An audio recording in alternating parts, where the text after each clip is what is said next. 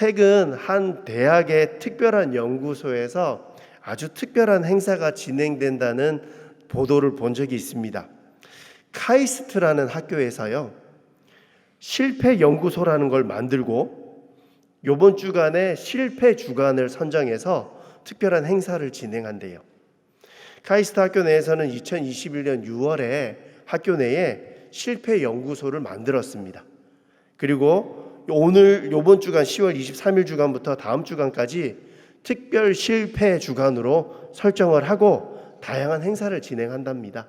전시회도 하고요, 실패와 관련된 학회도 열고 다양한 프로그램을 진행하는데, 특별히 학교 중심에 있는 그 특별 전시관에는 학생들이 직접 자기들이 찍어낸 실패의 순간 사진전을 진행하고 있대요. 입장하면 중간에 크게 이렇게 적혀 있답니다. 실패의 순간을 포착하라. 학생들이 낸 사진 중에 한 장을 먼저 좀 보여드리면, 여기 지금 잘 보이십니까? 손끝에 조그마한 0.1mm 정도 되는 약품이 들어간 비커를 들고 있는 거예요. 옆에 뭐라고 적혀 있냐면, 얼마 남지 않는 케미컬 단 0.1ml 때문에 모든 실험 계획이 취소됐다. 함께 주말까지 반납하고 진행하려 했던 건데 0.1ml가 부족한 것 때문에 어제 들인 시간과 노력이 다 허사가 됐고 또 일주일이 지연되게 됐다. 카이스트 학생이 연구하다가 0.1ml를 놓친 것 때문에 실패한 사진을 찍어 놓은 겁니다. 또 다음 주에는요, 망한 과제 자랑 대회라는 걸 한대요.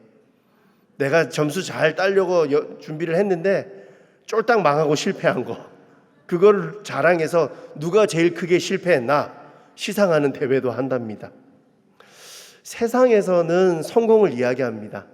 그래서 성공 주간, 희망 주간, 칭찬 주간 이런 것도 많이 만드는데, 갑자기 왜 실패 주간을 준비하고 진행하게 됐나? 인터뷰 내용을 중에 봤더니 실패 연구소 소장이신 조성호 카이스트 교수께서 이렇게 이야기했대요. 학생들의 일상과 인생 여정에도 실패와 역경이 존재합니다. 그 속에서 함께 배울 만한 교훈을 발견할 수 있을 것입니다. 캠퍼스 곳곳에 마련된 다양한 행사를 통해서 실패를 성장의 자양분으로 전환할 수 있는 새로운 관점, 통찰력을 우리 학생들이 얻을 수 있는 계기가 되기를 기대합니다. 인생 여정에 존재하는 실패와 역경 속에서 함께 배울 만한 교훈을 찾고 그것을 자양분 삼는 계기가 되기를 원한다 라는 이 실패 연구소장의 이야기는 성경 여러 인물들의 모습을 통해 우리에게 말씀해 주시는 하나님의 마음과 많이 닮아 있는 것 같습니다. 우리는 히브리서 11장에 등장하는 믿음의 영웅들의 모습을 통해 교훈을 찾고 우리의 삶도 그런 믿음의 영웅의 은혜가 있기를 소원하고 바라는 시간들을 보내고 있습니다. 성경 속 영웅들의 굳건한 믿음과 그들이 하나님과 함께 일어난 성공의 모습들은 큰 은혜가 되기도 합니다. 그런데 어떨 때는 실수하고 연약한 내 모습과 너무 다르고 멀게만 느껴진다라고 생각될 때도 있으실 것 같아요. 그래서 어떤 때는 성경에 등장한 인물들은 믿음이 좋아서 그렇지 나는 연약하고 실수하고 실패해서 이러지 못할 걸 하고 스스로를 작게 여기는 모습이 있기도 합니다. 그런데 오늘 우리가 만나려고 하는 사람 이삭은요, 뭔가 실수하고 부족한 우리의 모습과 무척 많이 닮아 있는 사람입니다. 그래서 어쩌면 그 어떤 믿음의 영웅들보다 더 다른 은혜를 경험하게 될 수 있을 것도 같습니다. 오늘 이삭은요, 성경에 등장하는 다른 많은 믿음의 영웅들에 비하면 용두사미의 삶을 산 것처럼 보여져요. 왜 제가 용두사미라고 말씀을 드리냐면, 이삭이 처음 성경에 등장할 때는 하나님의 놀라운 기적과 함께 나타나거든요. 이삭이 누구의 아들인 거는 기억하시죠? 아브라함과 사라의 아들입니다. 아브라함이 100살, 사라가 90살 때 하나님의 특별한 은혜로 이삭을 낳은 겁니다. 성경에 이렇게 놀라울 만한 기적을 미처 보지 못할 정도로 이삭은 정말 특별한 은혜로 태어난 아들입니다. 이것뿐입니까? 10대 중후반쯤 되었을 때 갑자기 아버지가 나귀에 장작 싣고 따라와. 그리고는 모리아 산으로 갑니다. 아버지 뭐 하시러 가지? 나 이제 운동화 하나 사주지 이럴 만인데 산으로 가더니 갑자기 제단을 쌓으러 그럽니다. 그리고는 아버지의 눈빛이 바뀌더니 널 산제물로 바쳐야 돼. 그러나 그 산제물로 바쳐질 뻔한 상황 속에서도 하나님이 여호와 이레, 하나님이 준비하셨다라는 은혜를 그 자리에서 경험했던 사람이기도 합니다. 모리아 산에서 사건 이후에 인생의 후반부로 갈수록 이삭이 어떤 삶을 살았는지 성경에서 찾기가 쉽지 않아요. 오히려 가끔 보여지는 모습은 믿음의 삶과는 조금 거리가 멀어져 가는 것처럼 보이기까지 해요.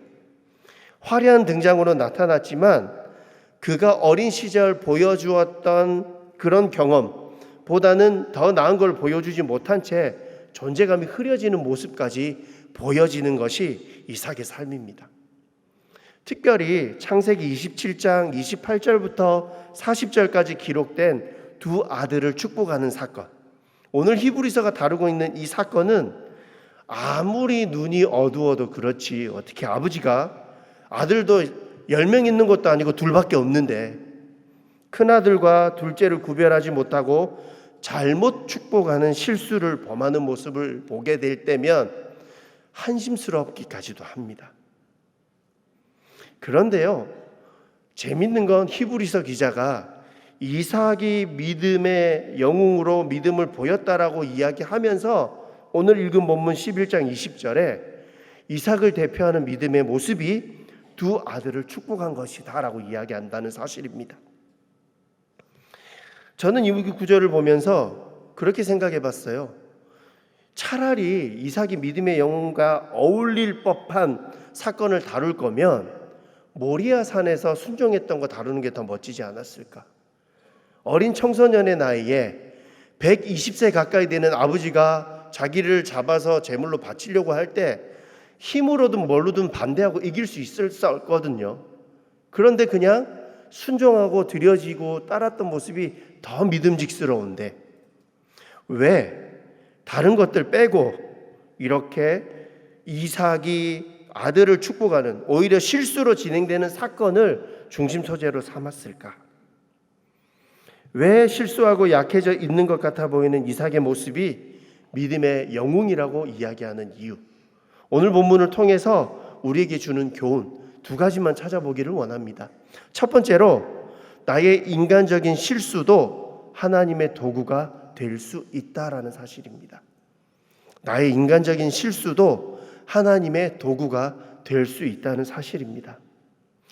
이삭은요, 어떤 면에서는 실수하고 연약해 보이지만 자기 입장에서는 억울한 입장일 수도 있어요. 왜냐하면 그렇게 사랑하고 믿었던 아내와 둘째 아들이 연합작전을 펴서 자기를 속인 거거든요. 어쩐 면에서는 자기도 피해자라고 이야기할 수 있는 입장입니다. 어쨌든 실수를 통해서 첫째와 둘째 아들의 순서가 바뀌어지게 되고 축복이 다르게 가게 돼버린 거죠. 이삭에 대한 성경의 기록들이 다른 족장에 비해서 많지 않기 때문에 이 모습 속에서 이삭을 믿음을 축복을 중요한 사람이라고 이야기하는데, 왜 그렇게 이야기하는지 비밀을 발견하려면 창세기 내용을 좀 볼 필요가 있어요. 25장 23절을 제가 한번 읽어드릴게요. 여호와께서 그에게 이르시되 두 국민이 내 태중에 있구나. 두 민족이 내 복중에서부터 나누이리라. 이 족속이 저 족속보다 강하겠고 큰 자가 어린 자를 섬기리라 하셨더라. 창세기 25장에 등장하는 이 내용은요, 태중에서 쌍둥이 두 아들이 서로 싸우는 태동을 느낀 리브가에게 하나님이 주신 말씀입니다. 두 민족이 네 태중에 있는데 이미 나눠져 있어. 그리고 큰 자가 어린 자를 섬기게 될 거야 라고 하나님의 계획을 이미 리브가에게 말씀해 주신 거예요. 태중에 있었으나 에서와 야곱의 운명은 그들의 어미 리브가가 태중에 있을 때부터 하나님의 말씀에 의해 정해져 있었던 겁니다. 하나님의 이 말씀을 기억한 리브가는요, 큰아들을 유독 좋아하는 남편 이삭으로부터 하나님의 계획대로 말씀대로 일이 이루어져야 될 것이라고 생각했을 테고, 그랬기에 둘째 아들 야곱과 작전을 만들어 남편과 큰아들을 속이는 일까지 벌이게 되는 거예요. 재밌는 사실은 리브가가 이 작전을 진행하려고 할 때 처음에 야곱이 겁을 냈다라고 성경은 기록하거든요. 복음커녕 저주를 받을까 두렵습니다 그랬더니 엄마가 뭐라 그러냐면, 네가 받게 될 저주 내가 다 받을 테니까 넌 걱정하지 말고 엄마가 시키는 대로만 해. 그래서 어떤 분들은 농담처럼 야곱이 인류 최초의 마마보이다라는 이야기를 하기도 합니다. 어떤 학자들은 이 대목을 해석하면서 큰아들만 편애한 남편 이삭 때문에 엄마 리브가가 둘째를 편애하다가 생긴 가정 내의 불행한 사건으로 해석하기도 하는데요. 조금 다른 면으로 생각해 보면 리브가가 임신하고 있을 때 하나님께 받았던 말씀을 기억하고 있었고, 그 말씀이 그대로 이루어져야 함을 붙들고 결단했던 사건이다라고 해석할 수도 있는 겁니다. 어찌됐든 이삭도 아내와 둘째 아들에게 속아서 큰 실수를 범하게 되죠. 왜냐하면 당시 문화에서는요, 장자의 축복권이라는 것이 있었습니다. 그래서 큰아들, 우리 한국 문화도 좀 그렇잖아요. 큰아들과 나머지 자녀들의 편애가 있는 가정들, 옛날엔 그런 것 때문에 상처받은 분들도 많으셨을 텐데 유대민족은 그게 더 강합니다. 집안에 내려온 축복권은 장자, 큰 아들이 받게 되어져 있고, 이삭도 당연히 자기 집안의 축복은 큰 아들에게 주어야 된다라고 생각하고 있었어요. 그런데 막상 자신이 축복하고 있는 아들이 첫째인지 둘째인지 구별을 못하는 실수를 범한 겁니다. 이삭 딴에는 나름 확인하는 절차도 가져긴 했었어요. 의심이 있으니까 너 털 있냐 만져보자. 목소리는 왜 그러니? 음식은 확인을 하긴 했으나 결국 이삭이 잘 못 축복하게 된 거죠. 그리고 이런 실수는 두 형제 간의 불화를 일으킬 뿐만 아니라 둘째 아들이 집을 떠나 가족과 이별하는, 부모와 이별하는 가정 내 또 다른 아픔을 만들어내는 계기가 되기도 해요.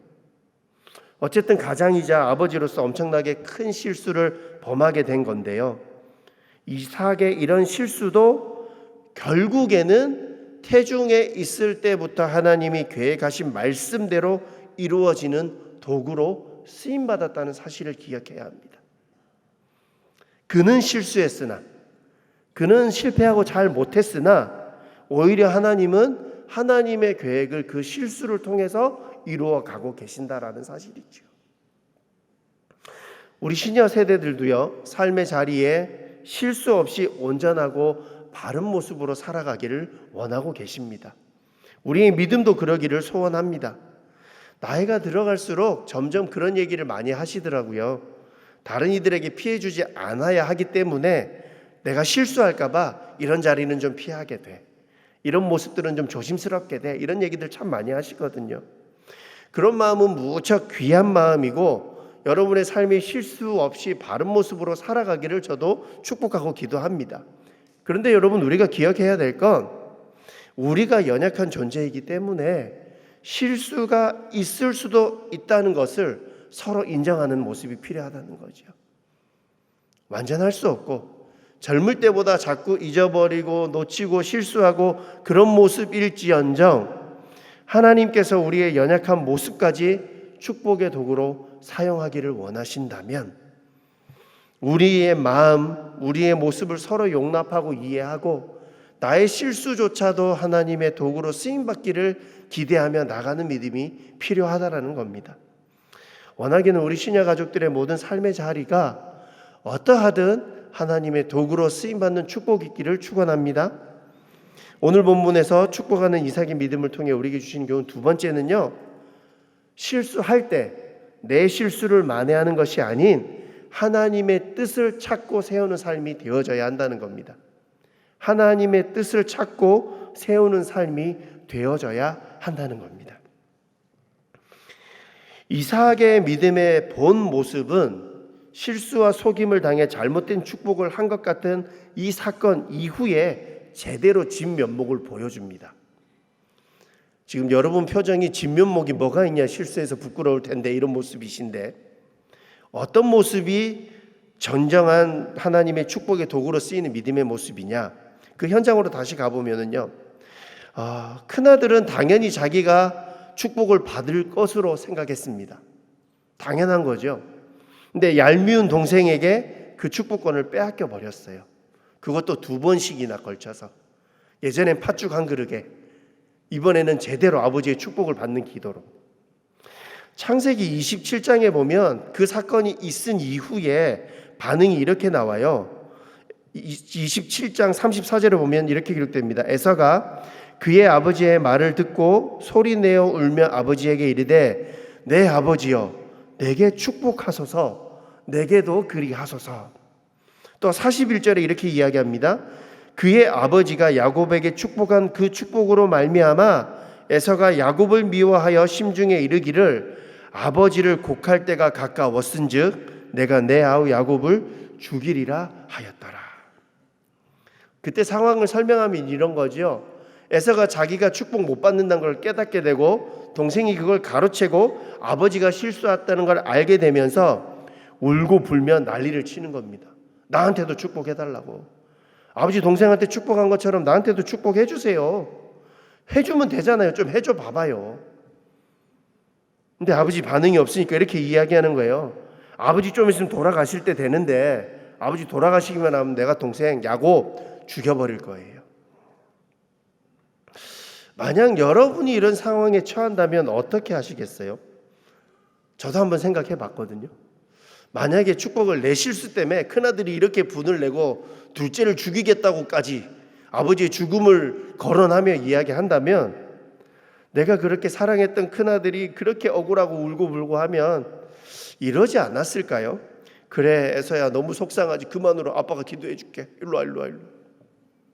하나님 얘도 축복해 주세요, 이러지 않았을까요? 그런데 재밌는 건 이삭의 반응이 그러지 않았다는 겁니다. 이삭은 속임을 당했던, 실수로 그랬던 하나님이 행하신 일에 하나님의 뜻 앞에서 흔들림 없는 모습을 보여줍니다. 창세기 27장 33절 우리 한 목소리로 같이 한번 읽어보겠습니다. 시작. 이삭이 심히 크게 떨며 이르되 그러면 사냥한 고기를 내게 가져온 자가 누구냐? 네가 오기 전에 내가 다 먹고 그를 위하여 축복하였은즉 그가 반드시 복을 받을 것이니라. 37절에는 또 이렇게 기록합니다. 이삭이 에서에게 대답하여 이르되 내가 그를 너의 주로 세우고 그의 모든 형제를 내가 그에게 종으로 주었으며 곡식과 포도주를 그에게 주었으니 내 아들아 내가 내게 무엇을 할 수 있으랴. 이렇게 얘기하는 거예요. 울고 불매하는 에서에게 이미 하나님의 축복은 네 동생에게 다 갔어. 내가 너에게 해줄 수 있는 게 이제 없다. 내가 실수하고 내가 잘못했지만 이게 하나님의 뜻이라면 그렇게 하나님이 하실 것이고 되어야만 해. 본인의 실수를 만회하기 위해 본인이 하지 못할 것들을 만들어가고 말하는 것이 아니라 하나님의 뜻과 하나님의 운행하심을 인정하는 모습이 그에게 있었다는 거죠. 그리고는 27장 30절에서 39절에서 40절에 아들을 위해 이렇게 기도합니다. 그 아버지 이삭이 그에게 대답하여 이르되 내 주소는 땅의 기름짐에서 멀고 내리는 하늘 이슬에서 멀 것이며 너는 칼을 믿고 생활하겠고 내 아우를 섬길 것이며 네가 매임을 벗을 때에는 그 멍에를 내 목에서 떨쳐버리리라 하였더라.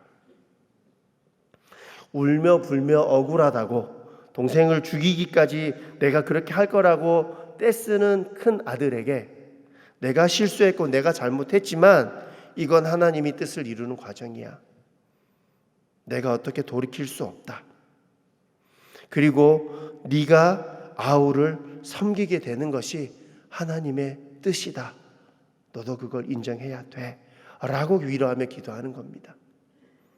단호한 이삭의 이런 모습은요, 개인적인 감정이나 자신의 개인적인 희망을 말한 것이 아니라 하나님의 약속에 대한 믿음에 의한 것임을 히브리서 기자는 깨달았던 겁니다.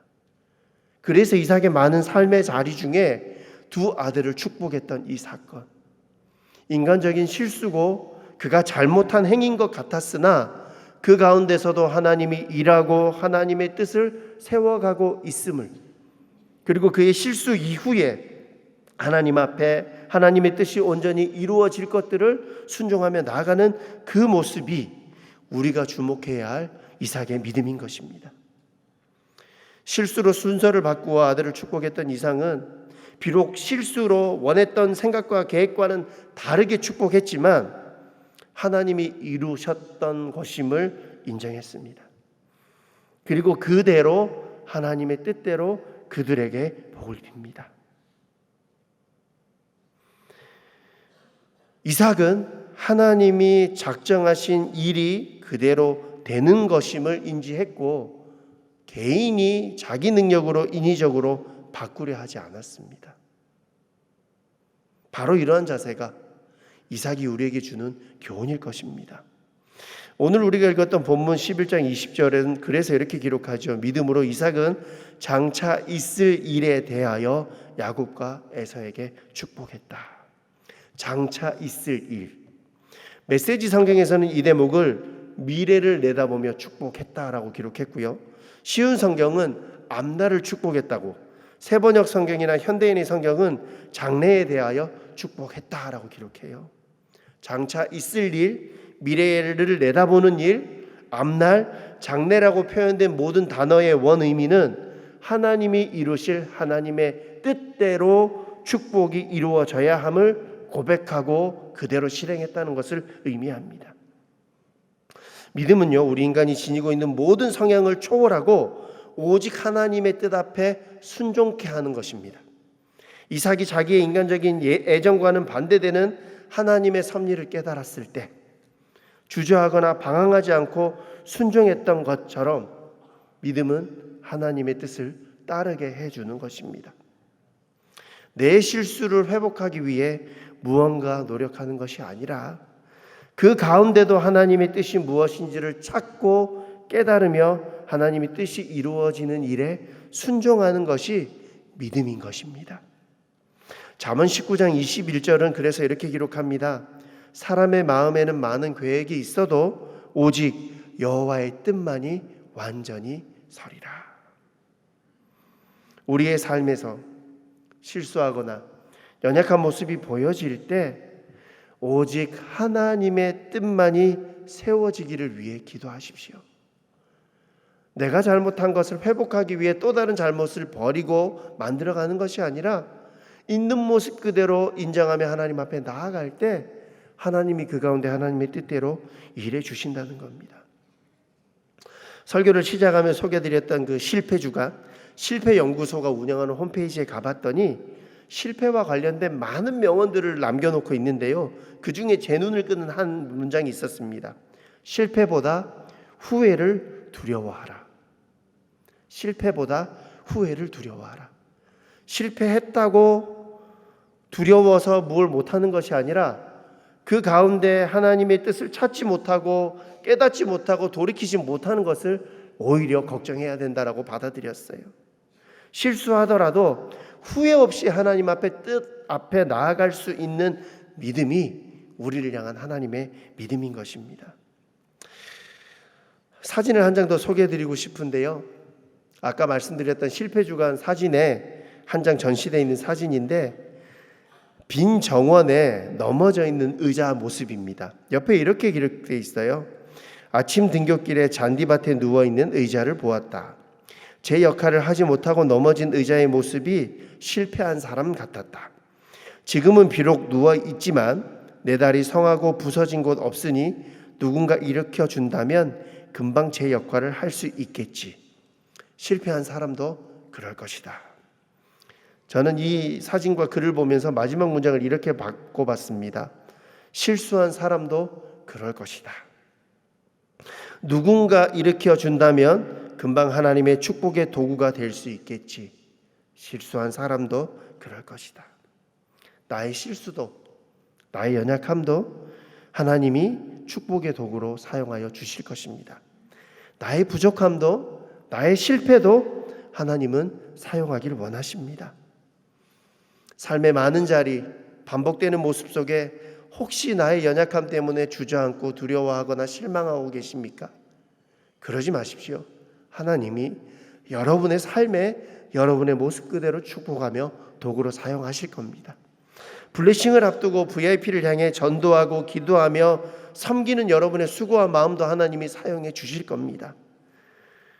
때로는 실패하고 지금은 응답 없이 전도하지 못하는 것 같으나 하나님이 합력하여 선을 이루시고 하나님이 이루신 뜻 가운데 나를 하나님의 복음의 도구요 축복의 통로로 사용하실 것임을 기억하고 붙드시는 것. 그럴 때 하나님이 하나님의 때에 합력하여 선을 이루고 하나님의 뜻을 세우는 은혜가 있게 될 것이기 때문이지요.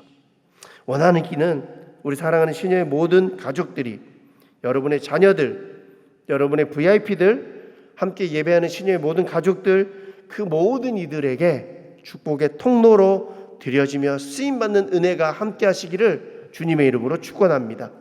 기도하겠습니다. 하나님, 우리 사랑하는 시녀와 가족들 한 분 한 분들을 축복합니다. 나이 들어감에 실수가 반복되고 때때로 나의 연약함 때문에 우리의 믿음이 아픔과 좌절이 있다면 하나님 그들 가운데 찾아와 주시고 위로해 주시고 힘이 되어 주시옵소서.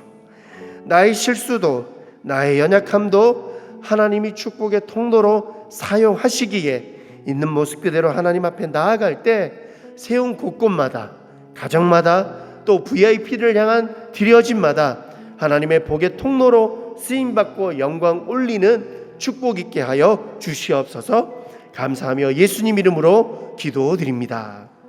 아멘. 우리 마지막으로 지구촌 찬양에 있는 당신은 축복의 통로, 옆 사람 서로 축복하면서 한 장 같이 찬양하며 마무리하겠습니다. 당신은 하나님의 언약 안에 있는 옆 사람들 서로 바라보시죠. 당신은 하나님의 언약 안에 있는 축복의 통, 당신을 통하여서 열방이 주께 돌아오게. 한 번 더 찬양합시다. 옆 사람 바라보며 당신은 하나님의 언약 안에 있는 축복의 통로, 언약 안에 있는 축복의 통로, 당신을 통하여서